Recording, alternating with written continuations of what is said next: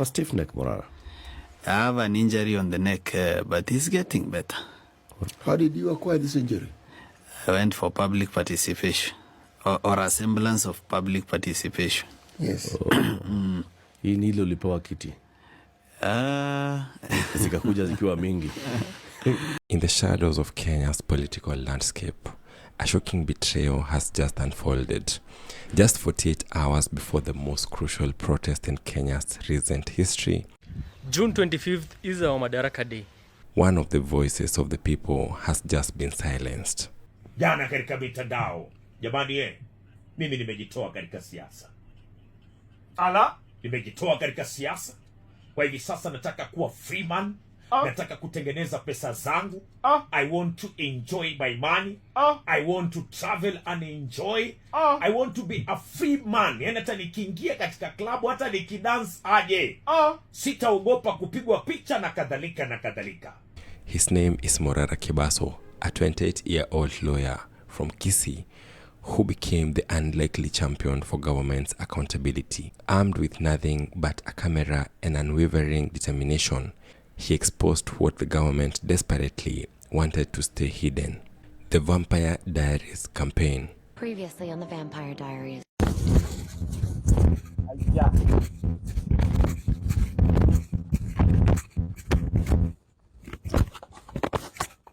Wa Morara hamjambo. Ini Maumau lot 2, sivyo? Ini Maumau lot 2. Project after project, lie after lie, hospital after hospital that existed only on paper, roads that led to nowhere. And this is the status of the road. Come, I show you. This is the status of the road. On the day this road was launched by the president, schools that were never built, and with each revelation, Morara's following grew. Wengine wakapatikana kwa mto. Ameua watoto wa watu. Mtoto wa miaka 8 amepigwa risasi. Ruto anauliza kama bado anaishi. Ruto ni mnyama, si mnyama? Mimi nataka niwaambie hivi wa Kenya. Sio lazima Ruto afike 2027. And the government's grip on power weakened. Akatembea hususan katika more than counties zote hapa nchini Kenya. Oh yes. Akimulika kaenda Kisii, Ilala na pesa fulani zimetumika. Yani wastage of money. Exactly. Akaingia Taita Taveta pale vile hizi zililala na pesa imetumika tayari na haijaendelea. Alikuwa anafanya kazi nzuri. By the end of 2024, Morara Kibaso had transformed from furniture businessman to political powerhouse. He founded Inject Party. registration certificate ya chama umetoka.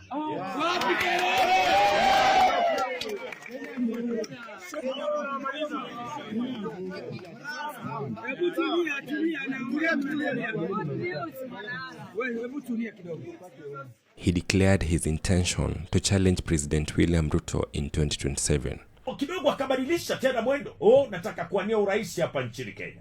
Mimi pia nitakuwa katika debe come 2027 katika kuwania kiti cha urais. The establishment was terrified. That conversation as to this road was promised has not been built. That road is ongoing, but slowly. But they had a plan. Lakini hii anniversary ya 25th ya kukumbuka all the mashujaa. Manze, for some reason I feel like nitahitaji company. June 25th, 2025. Mark this date. Exactly 1 year after the protesters stormed parliament, leaving 22 Kenyans dead. A date that would forever be remembered as the day the people said enough. Nationwide protests were planned, all 47 counties.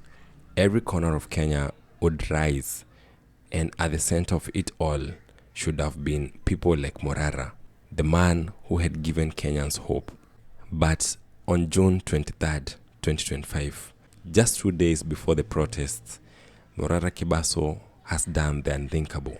He has quit. The pain and anger could destroy me, he has said. I nearly ran mad, he has claimed. After withering arrests, death threats, and family safety concerns for over a year, suddenly, just suddenly, The pressure has become too much. The timing isn't just suspicious. It is surgical. It is calculated. It is the work of a government that has learned how to buy silence instead of bullets. I'm here. This is Mau Mau Road, Lot 2, Morara County. Now, while Kenyans are asking, how much was he paid? The Standard newspaper has uncovered the answer to an even bigger question. How far is Ruto's government willing to go to silence dissent? The cover of the Standard newspaper reads Exposed, a sophisticated disinformation campaign operating through WhatsApp groups, government bloggers, UDA secretariat staff, parastatal chiefs, all coordinating to manufacture chaos, spreading fake news, and discredit peaceful protesters. The plan is simply diabolical. Plant goons to cause mayhem, generate fake news about protesters, capture and manipulate images of police brutality, turn the people against their own movement for justice. Na nyinyi mkanifadhili, mkanitumia mafuta kwa M-Pesa, wengine wakatuma shilingi 100, wengine wakatuma shilingi 200, ili niende Vampire Diaries across the whole country, kila county, nikiangalia ile miradi ya serikali ambayo pesa imetumika na ikaibiwa na iko kwa mifuko ya watu. So, let's ask the question that every Kenyan is thinking. How much does it cost to buy a revolution? Morara Kibaso had received thousands, if not millions, in direct contributions from ordinary Kenyans, teachers, students, market vendors, people who believed in his vision of accountability. These weren't wealth donors. These were Kenyans who scraped together their hard-earned shillings because they believed one man could make a difference. And now he promises to return the donated assets. But how can you return betrayal? How can you refund broken dreams? Bwana, tulikuchangia. Ndio. Katika hii safari yako. Kweli. Utaregesha pesa zetu. Bwana, tulikuchangia ukanunua gari katika ile hali ya kupiga kampeni zako. Ndio. Utaregesha pesa zetu. Bwana, uko na maspika yetu tulikuchangia. Ndio. Maspika yetu utaturegeshea. Naona baba kuna mmoja amesema hayo maspika mtupatie, maana kesho kwenye maandamano tunataka tuyatumie kucheza muziki. So ni baadhi ya maswali. Unajua wakati wa Kenya wanakubeba wanakupatia hela zao, alafu umejitoa, are you going to return back their money? Morara Kebaso. Ukisha changa Morara Kebaso hakuna kutoroka. Kama ingekuwa ni wewe mwenyewe umejisimamia kivyako sawa. Exactly. Lakini umechanga na Wakenya wamekuchangia. Sasa hakuna kutoroka, my friend. Can you give back the hope you stole from an entire generation? Murang'a hamjambo. Hamjambo tena. This isn't the first time this is happening, and it won't be the last. Across Africa, governments have learned that it is cheaper to buy opponents than to fight them. It is cheaper to corrupt than to convince. The timing tells us everything. On June 23rd, Morara Kibaso quits.